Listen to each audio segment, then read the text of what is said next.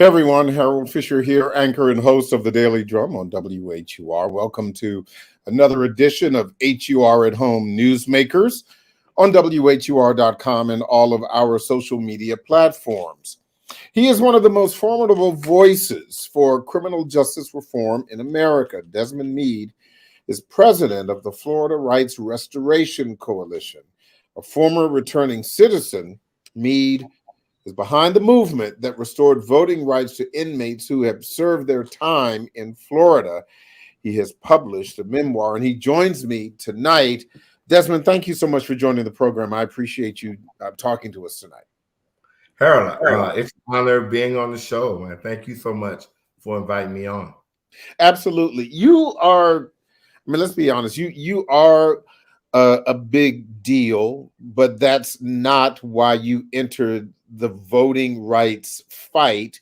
You entered it because you wanted to vote. Talk to me about that. Yeah, that I like how you said that, but I think it's a little bit much deeper. I am a returning citizen. I'm a person who have previously been convicted of a felony offense. And, living in Florida, I got introduced to this work, but I never really understood the significance of it until I seen how it impacted me. For instance, I was once homeless. I was once addicted to drugs, standing in front of railroad tracks, waiting on the train to come so I could jump in front of it, right? But the train didn't come that day, and I ended up crossing those tracks, checking myself into drug treatment, moving back into a homeless shelter, going to school, eventually getting a law degree. But because I lived in Florida, even though I overcame those obstacles and even got a law degree, I couldn't practice law because my civil rights have not been restored.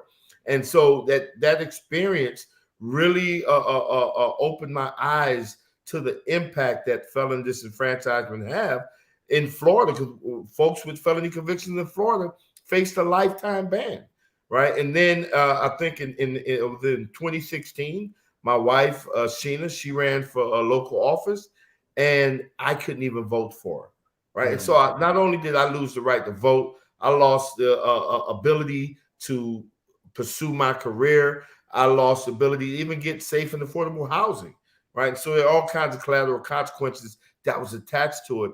But more important than me, Harold, was the people who I was seeing that was experiencing the same thing that I was. And my heart actually hurt for them even more than it did for me. And it served as a catalyst to really crank up this movement and lead this ballot initiative that we won in 2018. Talk to me about Amendment 4. It's complex, and I don't want to get too much into the weeds of the whole civics thing, but give me the cliff notes of what it said.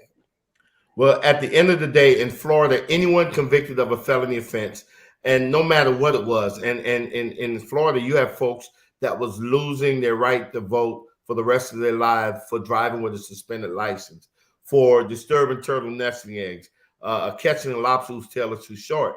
And Florida adhered to this Jim Crow law for about 150 years, basically saying if you convicted of a felony, you would never, ever have your civil rights again. You would lose it for the rest of your life. What Amendment 4 did was created a pathway. It allowed for people who have been convicted of a felony offense, who after they served their time, to be able to have a clear shot, to be able to register to vote and to participate in our democracy. At its height, you had over 1.68 million people in Florida who couldn't vote because of a felony conviction. But because of Amendment 4, we know that at least over 1.4 million people now have access to the ballot box. What was the most difficult thing about convincing lawmakers in Tallahassee, the state capital, that this was a law that this should be a law? You asked that question and I'm laughing, right? Because guess what? We didn't go through the lawmakers in Tallahassee.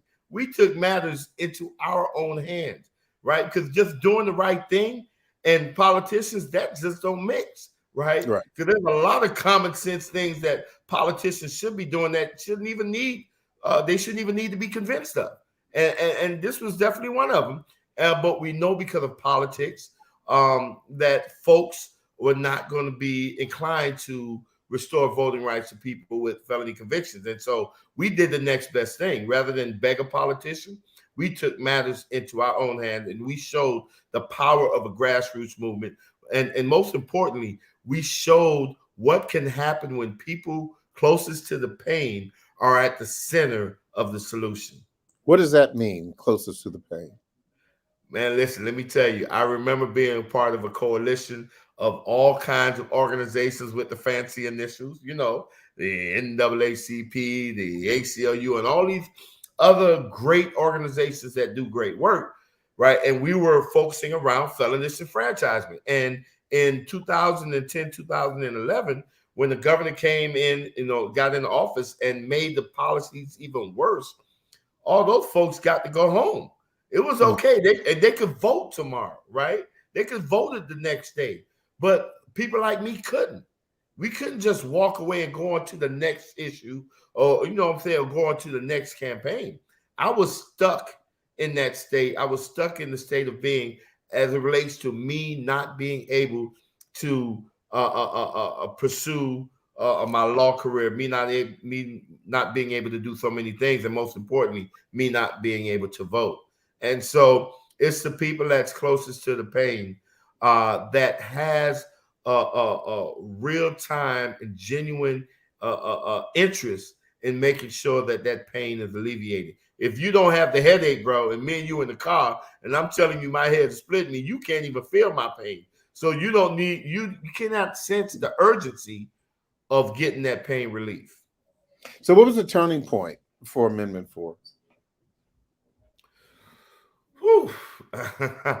You know, I think we had I don't know if it was a turning point, but I think it was some very special moments, you know, because at the end of the day, when people were looking at this issue, when I was talking to people about a possible ballot initiative, you know, basically all the experts told me I was out of my mind.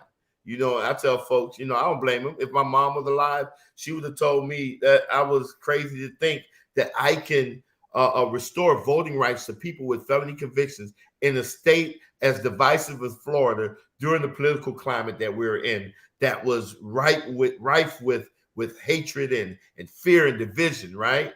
But you know, man, that journey was a beautiful journey because number one, I tell folks, and they got to give credit because it was a divinely inspired journey to begin with, right?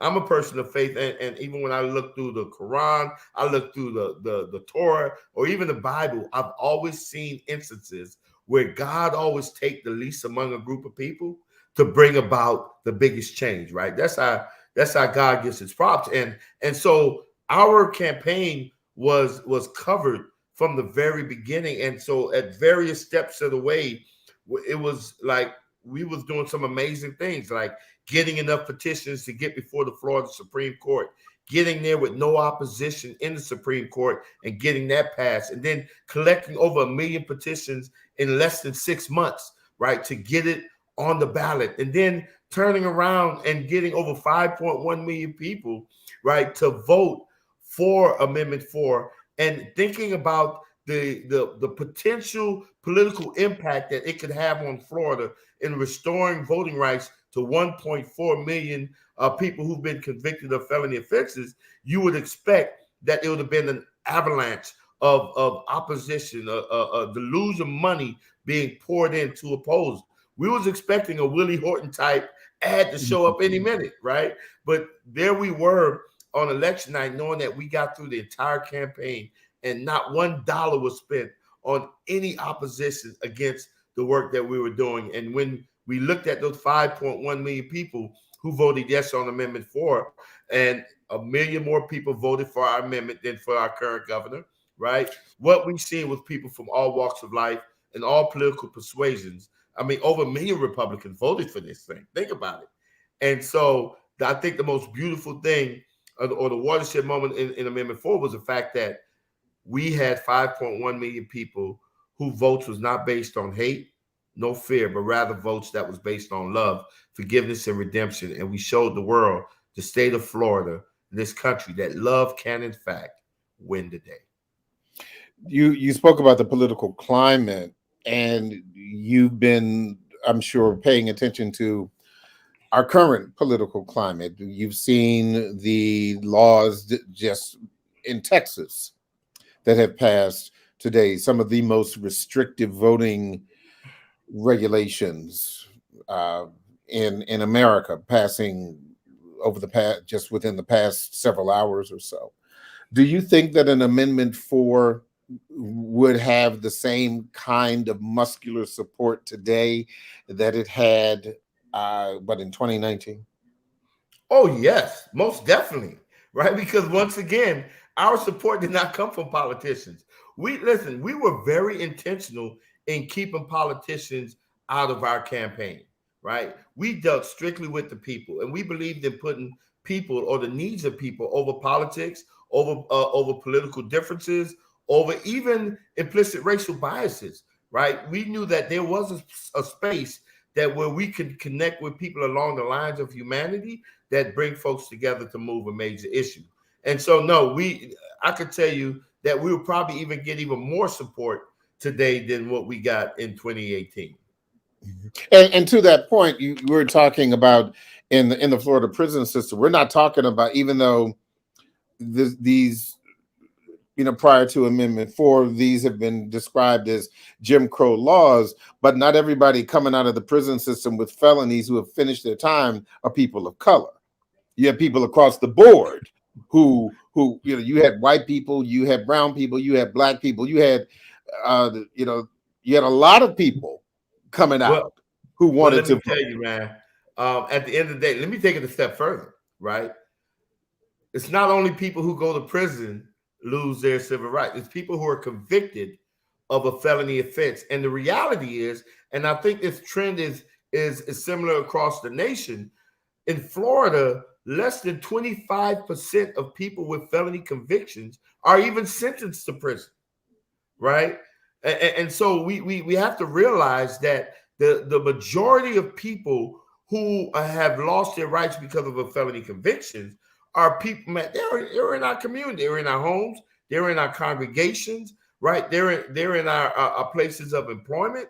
I mean, it is broad spread. And then when we look even at the racial dynamics, we never lose sight of the fact that, number one, felon disenfranchisement laws was specifically targeting the newly freed slaves, and it was designed to minimize the political impact of the African-American community.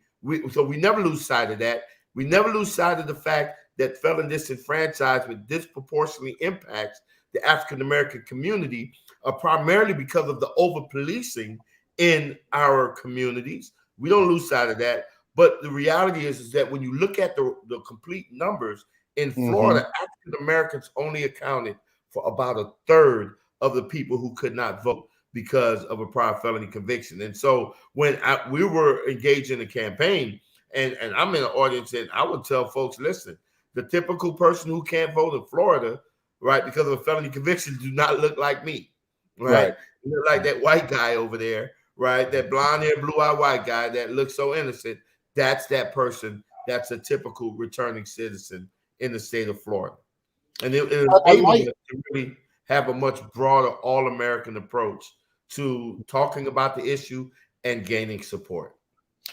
I like the title of the book, Let My People Vote. What do you want people to take from this story, first of all? And secondly, what is the next step in your work beyond telling the story in the book?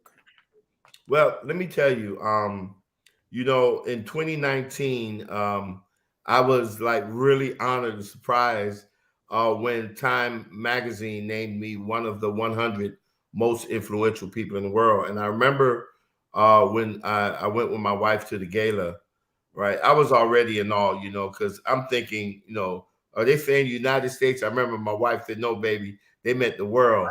And my only response to my wife was that, babe, There's more than 100 countries in the world, but yet I'm like one of the 100 most influential people, right? And so when I went there, I remember engaging in a conversation with someone from Time. I said, "Yo, y'all messed up big time." They're like, "What you talking about?" Man, you put The Rock on y'all cover. Dwayne The Rock Johnson. How y'all gonna put The Rock on y'all? Y'all should have put me on the cover, right?